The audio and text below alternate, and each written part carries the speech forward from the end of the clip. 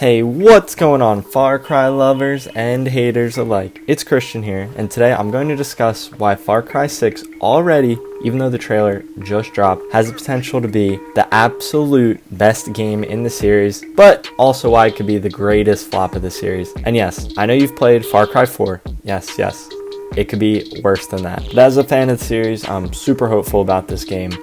Quick note though, before I get into it, new to making videos, super new to it, so if you could subscribe, like, dislike, comment, that'd be awesome. Really help me out, especially comments on what you think, what your opinions are on what I'm talking about, and on what I could do to improve the content. Thanks! So I'm going to talk about 3 elements that have been very important to the success of the series so far. I'm going to talk about the story / the immersion that kind of the story wraps you into. I'm going to talk about the environment, and then I'm going to talk about the characters, particularly the antagonist and the villains, and those have just been the most notable characters for me. There's definitely some other solid ones, and obviously you play the good guy, but the characters and the villains are what I love about this series, so I'm probably going to mostly talk about that. And yeah, I know you're probably saying, wow, Christian, you're telling me characters, environment, story make a great game? Crazy! But listen, these are things that Far Cry has done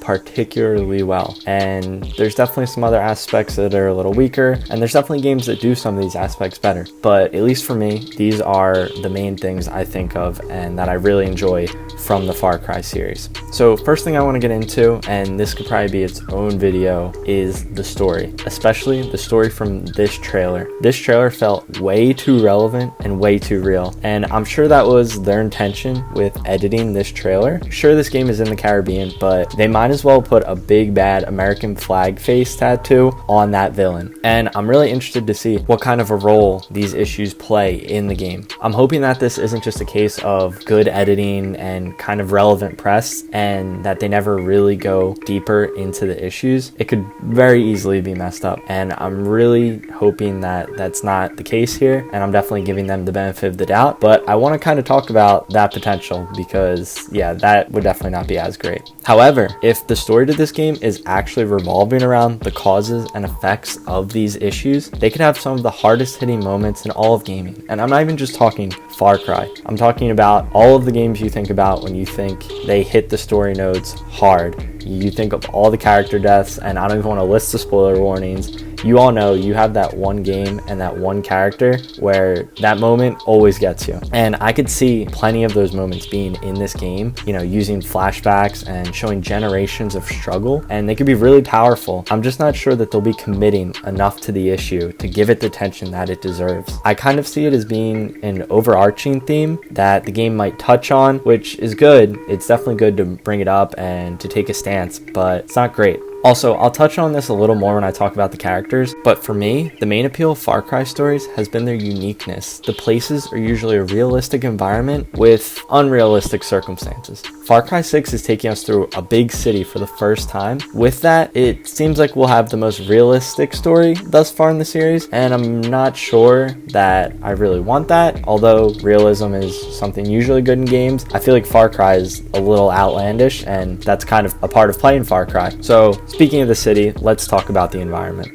Another element that Far Cry is the master of is its environment. You can't tell me that you weren't hit by the fear of being attacked by a Komodo dragon or a saber-toothed tiger or a freaking snake when being right by whatever objective you were casually Usain Bolting it over to because the vehicle is overrated and you don't need it. Who needs to make stops anyway? Who needs the quickest mode of transportation? It's fine, not me. Anyway, side note, all snakes in all Far Cry games, the worst. They should be yeeted to Mars, the actual worst. We don't take kindly to your types in here. But really, I remember the countless times just walking because I just wanted to drudge it through the forest and maybe hunt some nature with my bow and arrow. It was dope. Signature Far Cry experience right there. It is so choice. And I think the success of Far Cry Primal can partially be attributed to the focus on the primitive weapons, which for me, that's the weapons I use anyway. The stealth, the lurking in the bushes with the bow and arrow, that's kind of what I come to Far Cry for. Although I will say the newer and even some of the older games, but the more outlandish, I know I used that before, weapons that they have, you know, shooting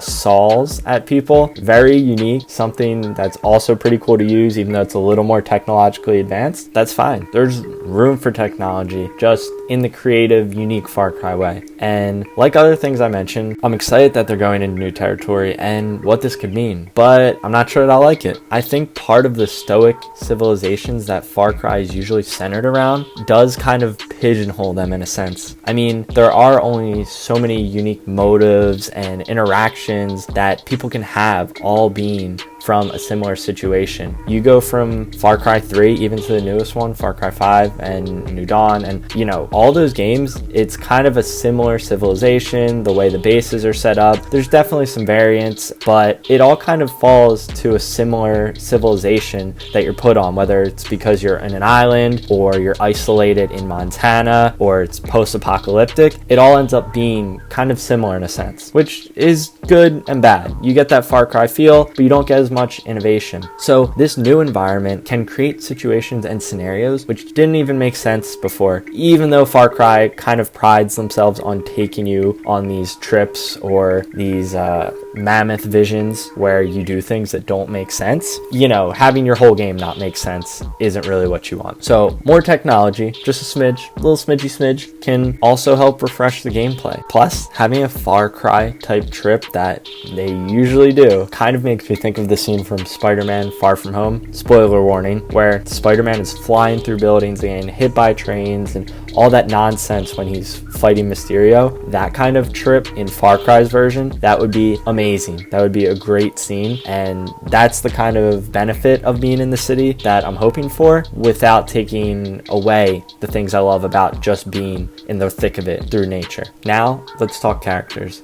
When I was thinking about this video, immediately I thought of Vaas from Far Cry 3, one of my favorite villains of all time. If you have not picked up this game, it is worth it just to interact with Vaas, as brief or as drug endorsed in the game as those interactions may be. And even though all the other big bads of the series don't quite live up to Vaas, I mostly like them all. You know, they're not all that deep in their character, but I like them. I enjoyed the way they played their role in the game. And even if you don't like any of them, you have to admit that they all have some unique attributes that keep you interested in what they're doing. Hearing dialogue from these characters makes up most of the meaningful dialogue you get in a Far Cry game, aside from the conversations from Nana in Far Cry New Dawn, of course. And talking about dialogues, the trailer definitely delivered in that aspect. This character seems set up for some epic monologues. If you haven't watched it yet, I'll put a link in the description down below. But for me personally, the moments that the trailer gives us are better than most of the moments we've had with villains in the past few games. Although I do find some of the moments with Joseph Seed really interesting. However, I do almost worry this guy will be too cool, you know? Like I said, this guy seems stacked with epic speeches, life lessons, moments where he'll walk away with explosions in the background. But thinking about what I like in Far Cry villains, I want them to be obviously crazy, unpredictable, and even a bit unorganized. If they wouldn't roll around in Komodo dragon droppings as camouflage to ambush me, they're not crazy enough. And because of the character, you know, slash the actor who's playing the character, I can't help but imagine him being similar to Gus Fring from Breaking Bad. Also spoiler warning a little bit, but this just means to me that he'll lose his temper a little bit, but generally he'll follow the 3 C's. Cool, calm, and collected. That's his thing. That's what he does. And this is kind of a common theme or a common feeling I have about a lot of the game. You know, he'll definitely be a good villain. The environment will definitely be good. The story will be good, but will it be great? Or will it be a great Far Cry villain, a great Far Cry story? So what do you think? Is this villain original enough, or is it kind of, we've seen a little bit too much of this specific villain, even if we haven't, you know, seen this actual villain in the Far Cry games this before. Are you tired of seeing his face everywhere? I know he's been doing quite a few things. He's kind of the villain now. You know, if you've watched The Mandalorian, he's just a villain. That's just his life. That's what he does. Let me know in the comments below. And also, am I the only one who's too concerned about him being too cool? Is that not a real thing? But yeah, overall, I think there's an enormous amount of potential to be excited about here. And I think even the weaker Far Cry titles are pretty good. So I'm expecting nothing different here. I just think this game is a clear diversion from the Far Cry norm or the formula which they usually go with, which is risky, but that's also a huge component of the excitement. No matter what, I'm excited to check it out later this year. So let me know what you guys think, or if you think there's anything I'm off or anything I definitely hit on the head. And like I said, if you guys thought any of this was interesting, I plan on doing a lot more gaming type stuff and talking about games that are coming out, games that are out. So subscribe if you think any of it could maybe be interesting. You can always unsubscribe later. Thanks, guys.